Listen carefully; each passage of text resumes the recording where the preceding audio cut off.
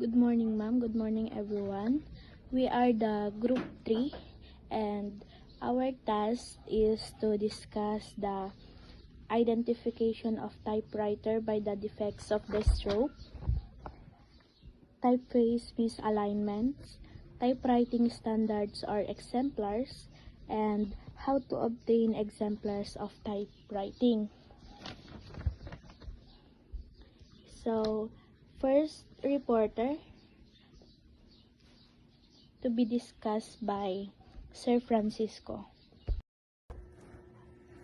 Identification of typewriter by defects of the strokes.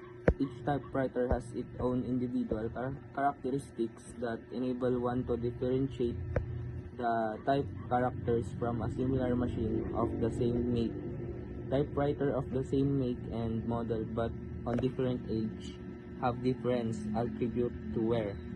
The differences are still apparent, although not as pronounced when new typewriters involved belong to the same series of manufacturers. What to consider?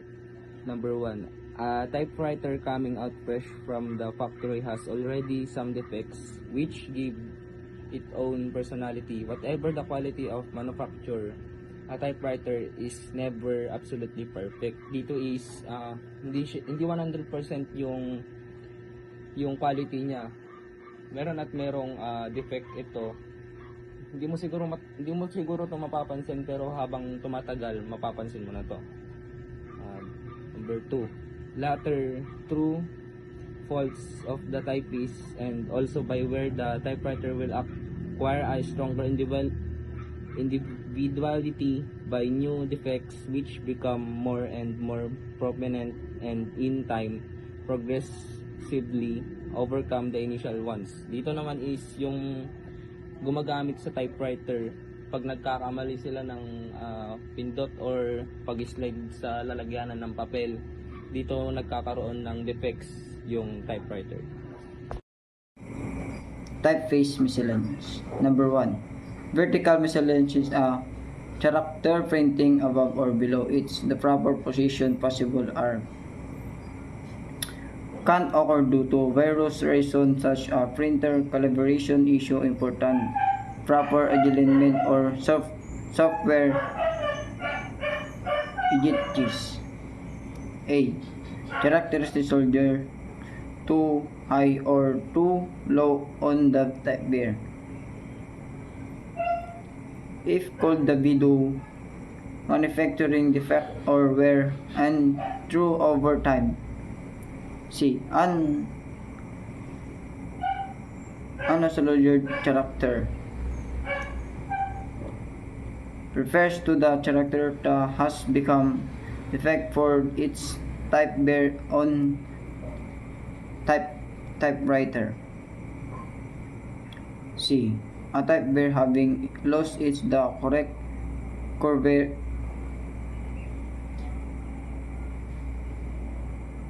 cruise vector. When a type bear lost is the correct curvature on the typewriter, it can lead to incorrected or the miscellaneous printing. Letter D. A type bar having an oval of axis bearing. So dito po para po hindi siya magaspang mag-print or lumipat. Yung bearing po is nasa baba na po ng type bar guide. So next, E. Misalignment of the type bar guide to the right or to the left. So type bar guide is located the bottom of the typewriter, and it involves space between the words and the alphabets responsible for going to right or to the left. So next, F. Disorder of the capital letter shift lock. So ang shift lock ay makikita po sa may keyboard ng typewriter, tulad po sa may laptop po na may caps lock. Ito ay makikita sa right, pero sa may iba't ibang typewriter, makikita lang siya sa right or sa anumang bandang left.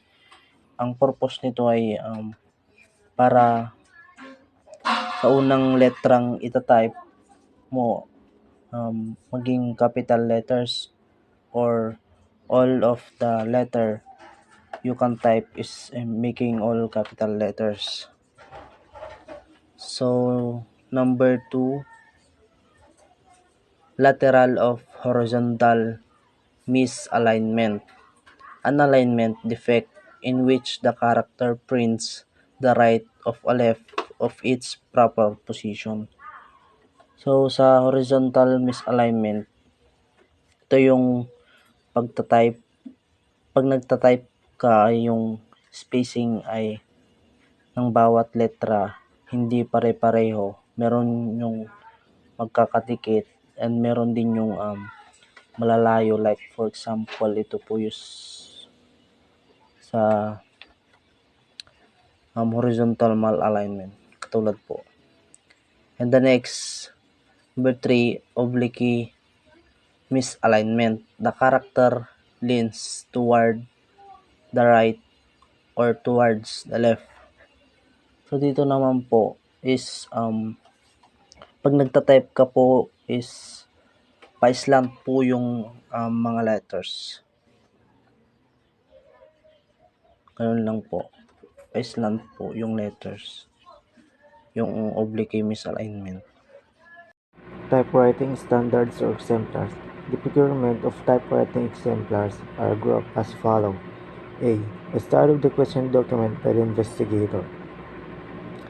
Studying a question document involves examining its handwriting, ink, paper, and any other features to determine authenticity or detect alterations. Dito po is para matukoy ang pagkakaiba o makita ang pagbabago. Next, letter B.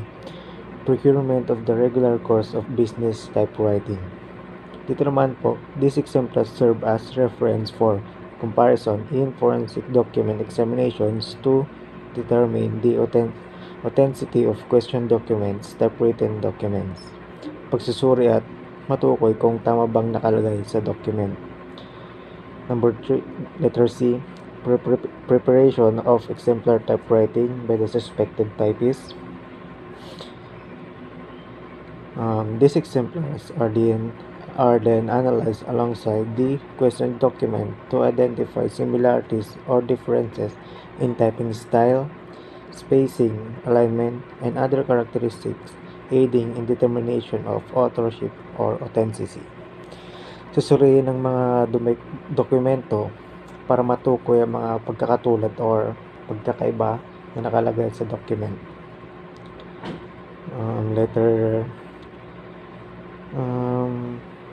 Letter D. Preparation of typewriting exemplar by the investigator on suspected typewriter.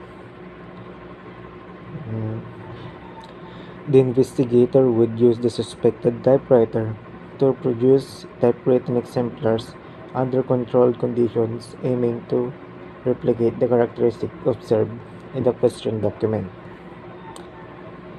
Next, letter E. The procurement of the suspected typewriter itself by the investigator.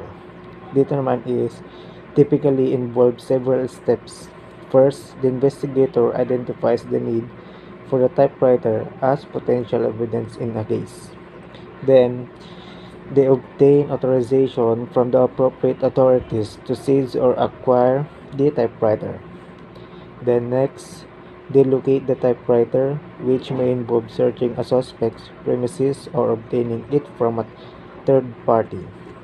Then yung last and finally, the typewriter is collected and secured as evidence, ensuring proper chain of custody procedures are followed to maintain its integrity for use in investigation.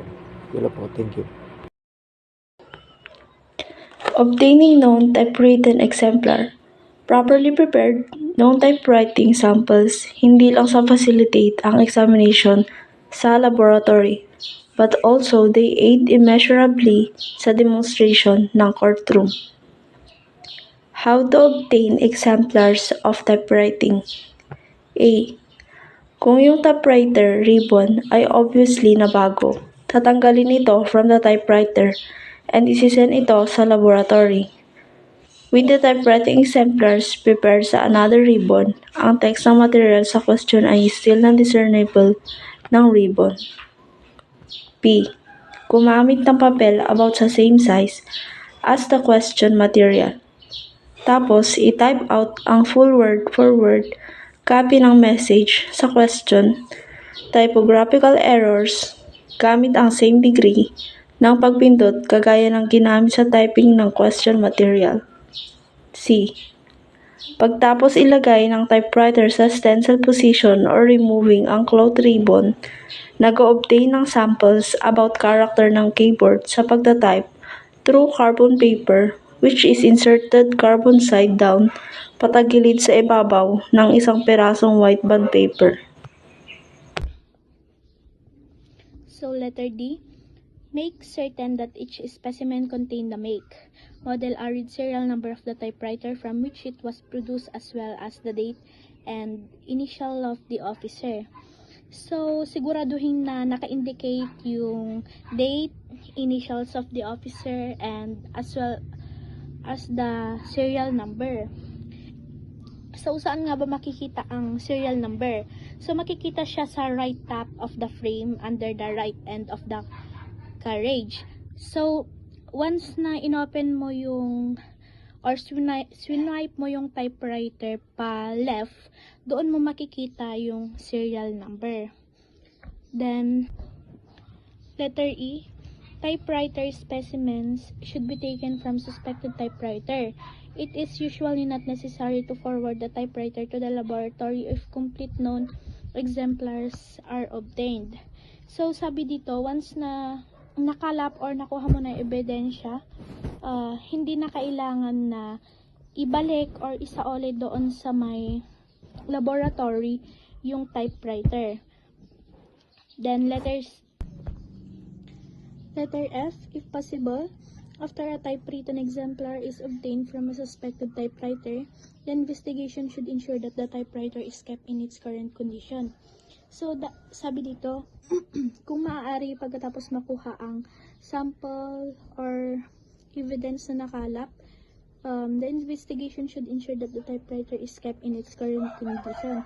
So, dapat yung typewriter na kinuha mo or pinagkuhanan mo ng ebidensya, so kailangan nasa maayos na kalagayan ito or nasa maayos na kondisyon. Hindi yung nakuha mong maayos yung typewriter, isa sa uli mong may kulang or may sira. So, kailangan maingat na gamitin ito. Last, with evidence thus obtained from typewritten documents, the laboratory experts are in possession to lend valuable assistance to the solution and subsequent prosecution of many cases. So, sabi dito, sa pamamagitan ng ebidensyang nakuha mo or nakalap mo, and mga documents na naitype mo sa typewriter, ang laboratory experts are in possession. So, nasa posisyon sila na makakapagbigay sila ng mahalagang tulong or solusyon doon sa kaso